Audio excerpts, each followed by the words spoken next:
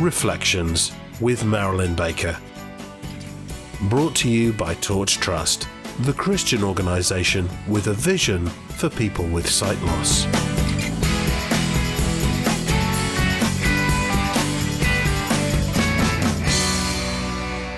Hello, I'm Marilyn Baker, and welcome along to this edition of Reflections from the Torch Trust, the UK's Christian sight loss charity.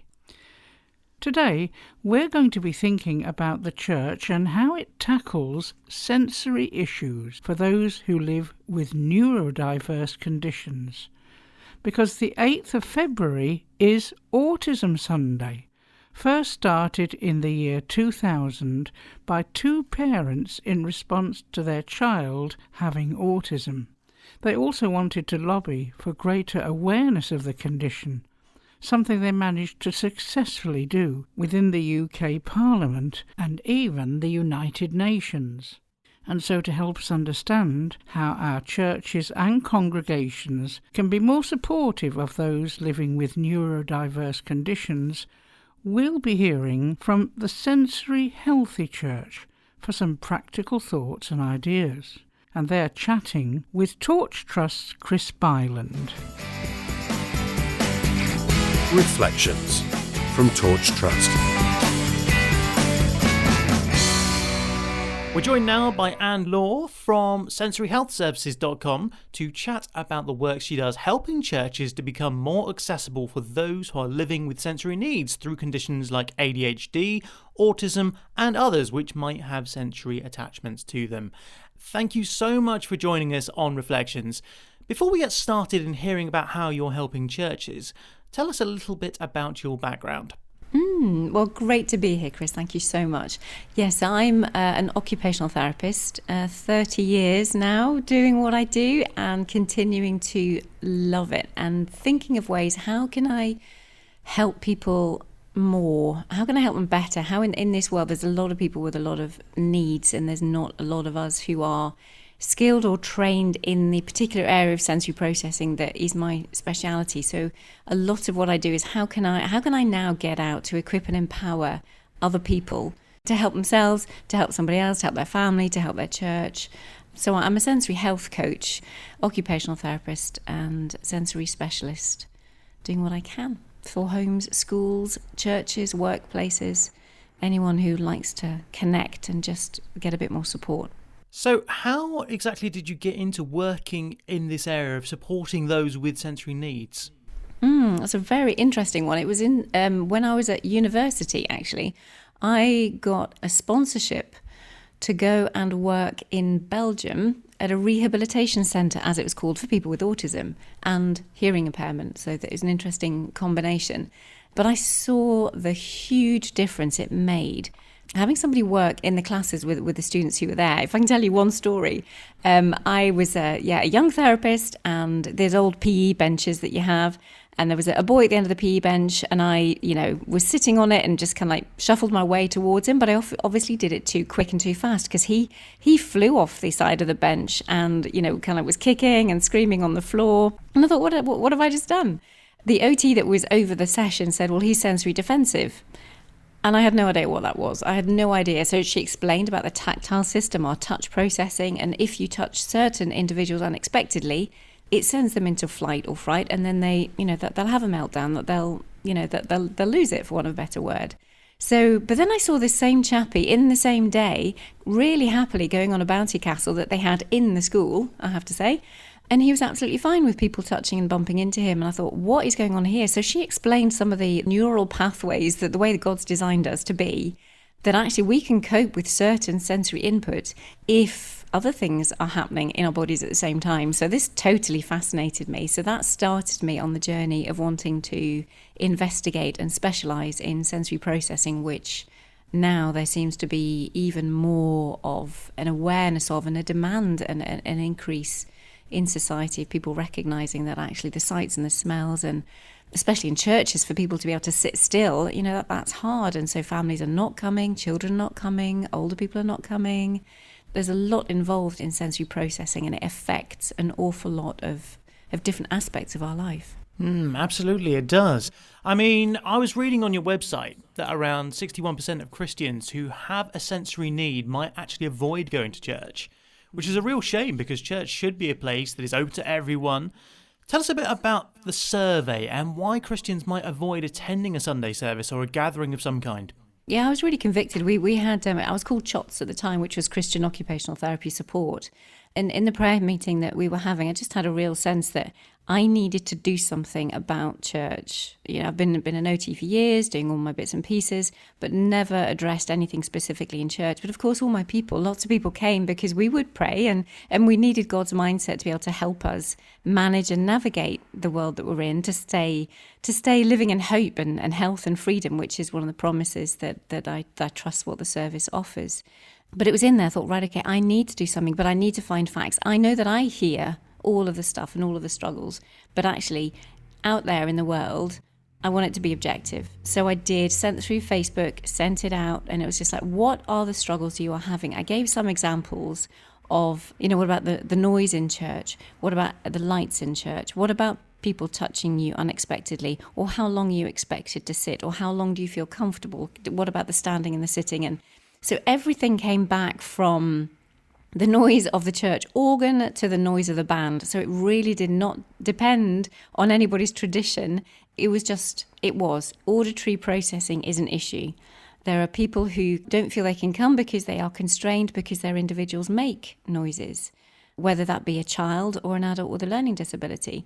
So it's like, well, our churches are not set up to enable people to be able to do that because it distracts and it disturbs other people. So how do we look at all of this and help people who want to move but they're expected to sit still, or people who want to make noises but we need to be quiet to hear what's going on, or people who love all their jumping around or the much more high intensity type of worship experience, and for others that's totally overwhelming and it's just too much and they'd rather not go. So it's trying to help the churches identify areas where they can change, but also support individuals to find out what their own unique sensory thumbprint is. That's how I've termed how God has made each of us so individual in the way that we interpret and process sensory input, and then find the best fit. It may not be that the local church is the best church, because there's going to be too many things that are going to change about that. But we're all one body. We're all one. We're all in Christ. We shouldn't be too denominationally sensitive. I think there are cores to the gospel, and we need to hold on to those. And I wouldn't choose to go to certain churches that might be preaching something different to what I believe Scripture is saying. But we're still one body, and it's how can we support those who process things differently? What are we prepared to change in our churches and what aren't we? When is it time to say, actually, a different environment, a different type of church is better for me, but that's okay. So we don't get possessive over our people. We don't get fearful if they want to move.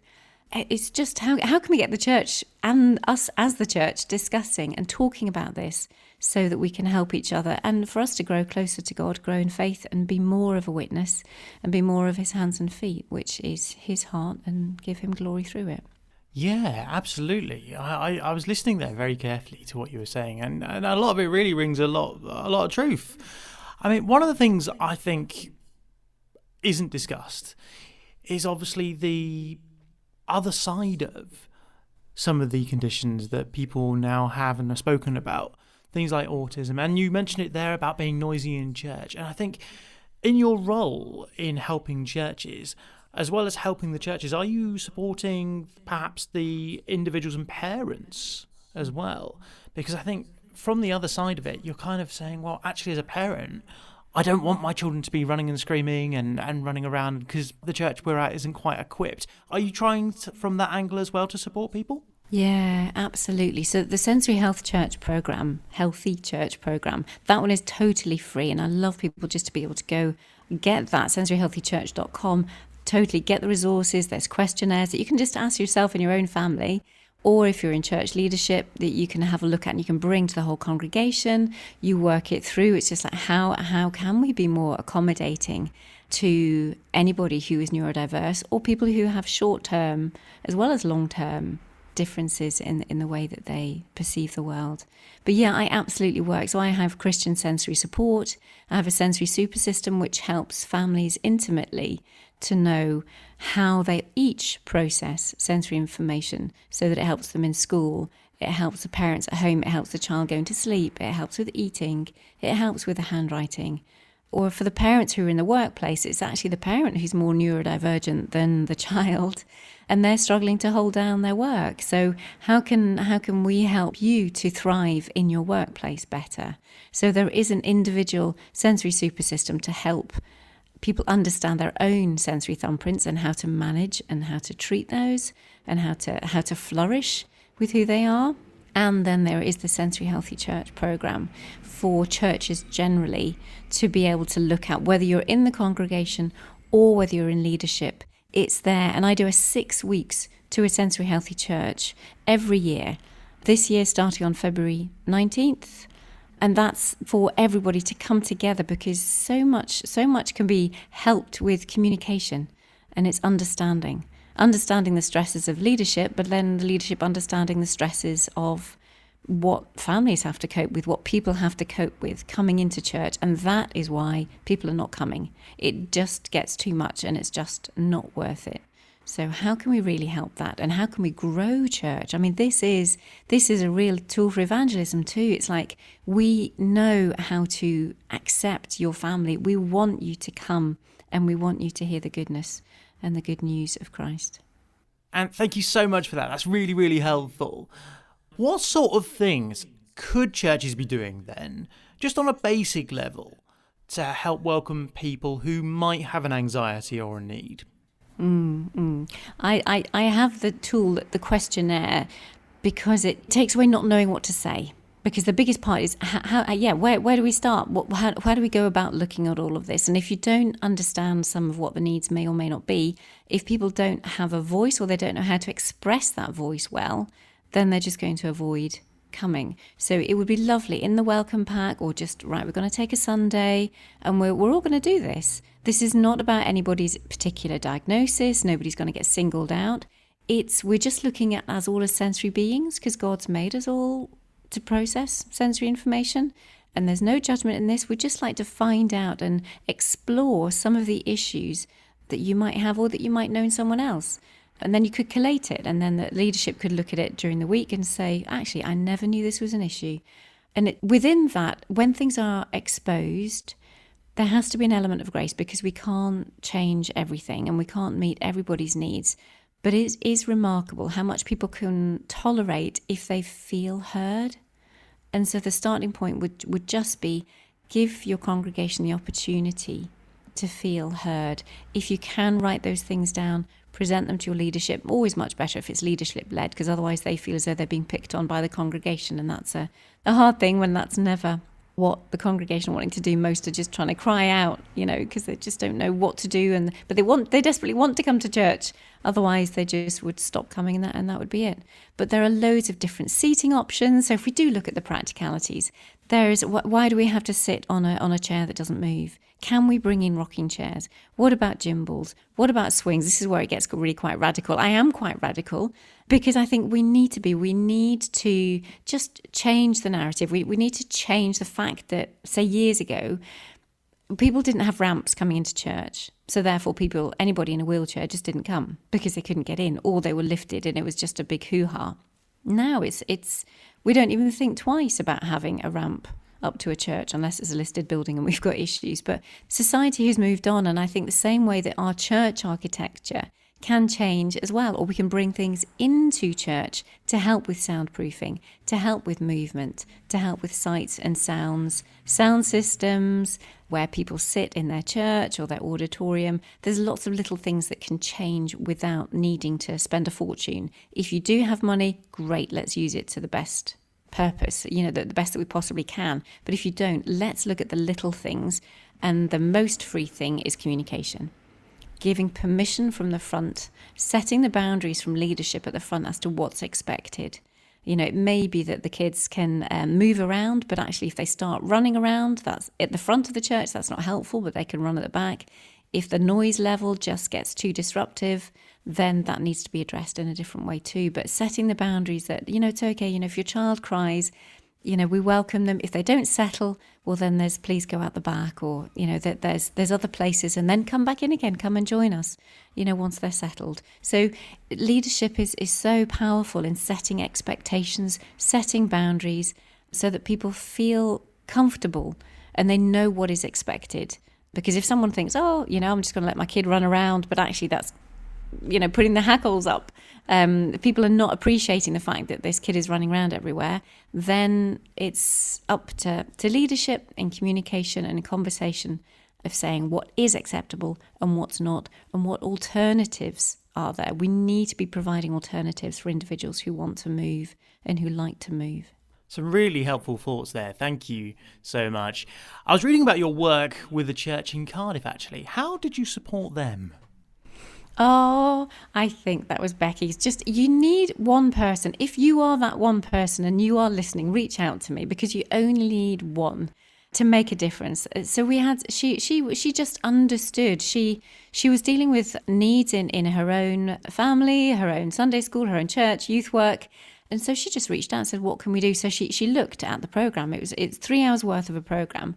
And she found the things that connected with her, with the church, her environment. And that's what it is. I give the information, but it's about people in their own circumstances, in their own churches, in their own families, to apply that knowledge to the best possible to help each individual in their own environment. So I'm an equipper, I'm an empowerer, but we need the individuals, we need the single people to start with, to just catch the vision and do something. No matter how small. I really am one for do not despise the day of small beginnings. This company, this business, this organisation was tiny, and bit by bit God has just blessed it and grown it and spread it into other nations. And it's like, okay, Lord, what do you want? What can I do here? And the best way I know to do it is to equip and empower, and especially use the online space to do that. Great. Your programme for a sensory healthy church sounds like it really makes such a difference to congregations. Just give us a quick overview of what's involved and how people can find out more. So sensoryhealthychurch.com is where you can get the free programme, and it will take you onto a page where you can access the 6 weeks to a sensory healthy church. Now, the Sensory Healthy Church, it's a 3-hour programme that is free, with audits and questionnaires and things you can just go and take and use. The 6 weeks happens once a year, February 19th, for 1 hour on Zoom to help churches become accountable and actually implement some of this in place. I can come online with any church at any time of the year, but that's a much higher price point because I am a professional and I'm working in lots of different areas. So that's a paid for service, and it's a higher. You just pay for what you get. I'm individual to your church, and we can just have it private for your church. But any church can come into the 6 weeks to get that support. And that's the paid for 6 weeks to a sensory healthy church, our once a year group offering, or go and access the 3-hour. The first hour is about the research and all the struggles. They're all listed out for you. Well, not all, because that just would have taken ages. But the first hour is as many issues as I could fit. The differences between leadership and individuals and how they perceived what was going on. The second hour are the solutions. It's like, right, let's look at every single sense, because we don't just have 5. We're looking at the 7/8. What can we do? How can we help that in church? And then the last hour is other ways. Maybe a child or an adult is PDA, which is more like that pathological demand avoidance. And it's, you need to speak to certain people in a certain way that will bring them in rather than make them run a mile. So there's ways of looking at how we speak, best ways of introducing this into the church. So I've tried to make it as practical as I can. And then the last page is a page of other resources, of other brilliant, organisations across the world that are doing things for people with sensory impairments, not sensory processing. I deal with sensory processing, but sensory impairments. That page is filling up with, if you need Braille, if you need anything for your visual impairment, go to these different people. If you're in Scotland, if you've got a learning disability, if you have a diagnosis of autism, ADHD, all of those all of those different areas have supports within the last page of resources that I hope in time will just expand as there are more services to help people engage and love and worship God. Anne Law Jackson from sensoryhealthservices.com, thank you. Thank you. Let's pray now on this Autism Sunday. A prayer written by the National Catholic Partnership on Disability, and I've adapted it to mark today. Loving God, bless today in special ways all the children, adults and families who see the world through the window of autism. May your Spirit burn bright in them and all who celebrate and honour the richness of our diversity.